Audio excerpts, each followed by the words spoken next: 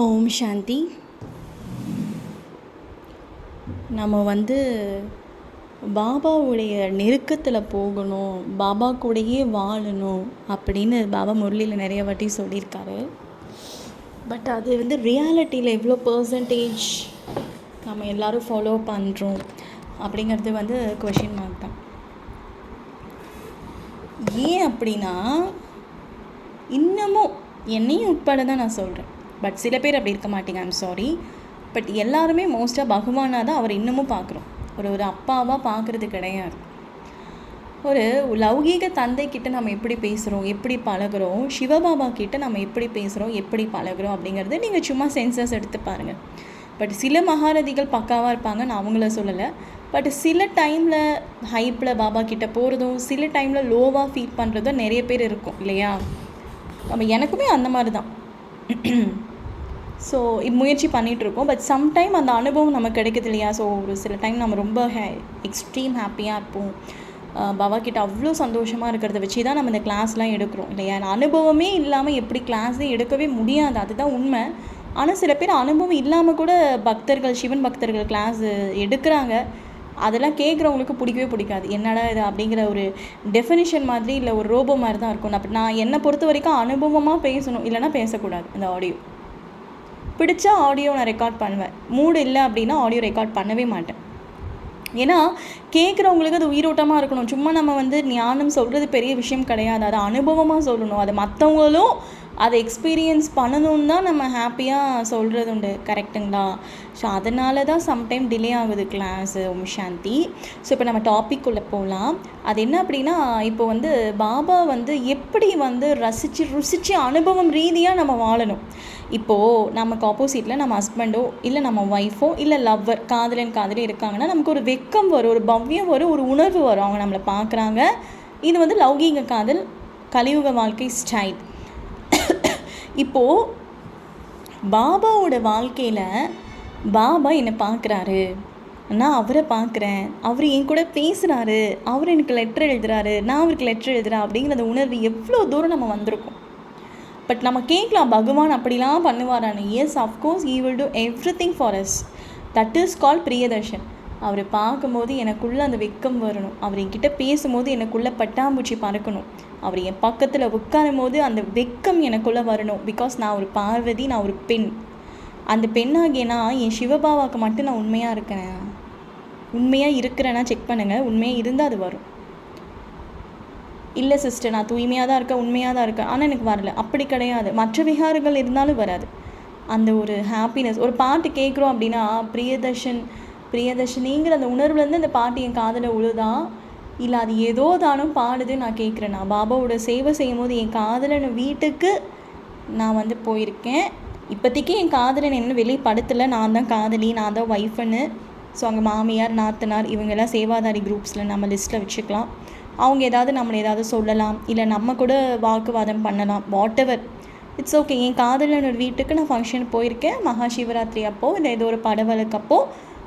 என் ஹஸ்பண்டோட வீட்டில் பொதுவாகவே கல்யாணம் பண்ண பொண்ணை அவங்க வீட்டில் இருக்கவங்க ஏதாவது சொல்லுவாங்க, நம்மளும் ஏதாவது பேசுவோம். அதுதான் பாபா வீட்டில் நடக்குது. அது நான் டோன்ட் கேர் பண்ணாமல் பாபாவோட சேவையை நான் செய்கிறேன்னா, முகம் சுளிக்காமல் அவங்களுக்கு சுப பாவனை வைக்கிறேன்னா, மற்றவர்கள் குறைகள் எனக்கு கண்ணில் தெரிஞ்சாலும் என் ஸ்ரீமத்தில் நான் திடமாக இருக்கேன்னா, சிவபாபாவோட யஜ்யத்துக்கு மேலே நான் மரியாதை வச்சுருக்கேன்னா, சிவபாபா யஜ்யத்தில் இன்னமும் நான் சேவாதாரியாக சேவை பண்ணுறேன்னா அப்படிங்கிறத பார்க்கணும் இல்லையா? சில பேர் எப்படின்னா, பாபா வீட்டில் ஏதாவது சொல்லிட்டாங்கன்னா போதும், சென்டருக்கே வரமாட்டாங்க. அந்த மாதிரிலாம் நான் இல்லையே, இன்னமும் நான் பாபா சேவை பண்ணிட்டு தான் இருக்கேன். யார் என்ன சொன்னாலும் சரி, எங்கள் அப்பாவோட சேவையை நான் பண்ணிட்டு தான் இருக்கேன். அப்பா வீட்டுக்கு நான் போயிட்டு தான் இருக்கேன். எனக்கு பிடிச்சவங்க கூட எனக்கு துரோகம் பண்ணட்டுமே, அப்பாவோட பேரை தான் நான் வெளிப்படுத்திட்டு இருக்கேன். ஒருத்தவங்களை எனக்கு சுத்தமாக பிடிக்கல அப்படின்னா, அவங்கள பற்றி நெகட்டிவான எண்ணங்கள் மாயம் எடுத்துகிட்டு வரும். பட் பாபா என்ன சொல்லியிருக்காரு, சுபபாவனை வைக்க முடியலனா கூட அவங்கள பற்றி நான் யோசிக்காமல் இருக்கேனா, அமைதியாக இருக்கேனா, இதெல்லாம் நீங்கள் பண்ணணும்.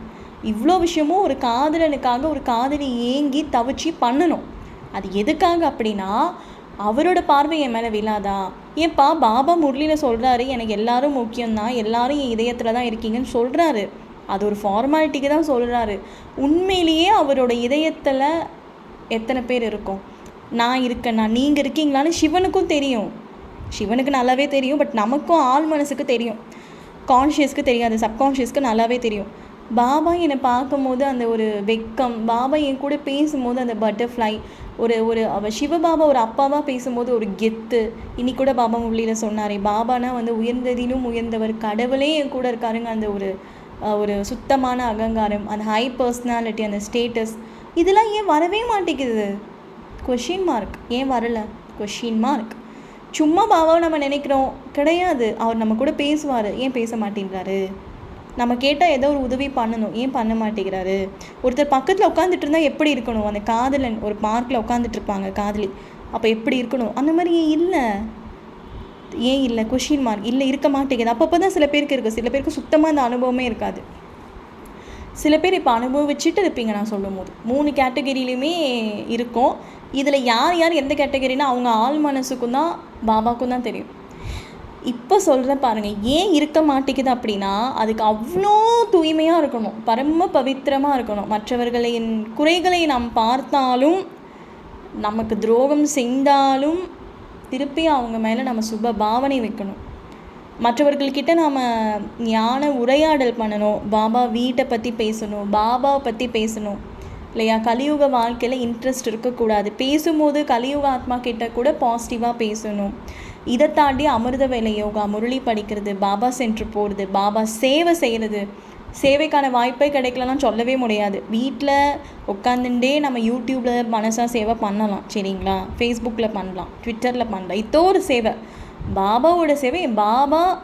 பாபாவை வெளிப்படுத்துறதுக்காக நான் பண்ணுறேன். எத்தனை வியூஸுக்கோ இல்லை புகழ்ச்சிக்கோ அதுக்காக நான் பண்ணலை. ஸோ இந்த மாதிரி ஈவினிங் யோகா, எவ்வளோ மாய சூழ்நிலை எடுத்துகிட்டு வந்தாலும் நான் விகாரத்தை தொடமாட்டேங்கிற அந்த திட சங்கல்பம் அப்படிங்கிற அந்த சுமங்கலியாக நான் இருக்கேன். நான் ஆத்மா அப்படிங்கிற அந்த நட்சத்திரம் என் நெத்தியில் பொட்டாக இருக்கேன்.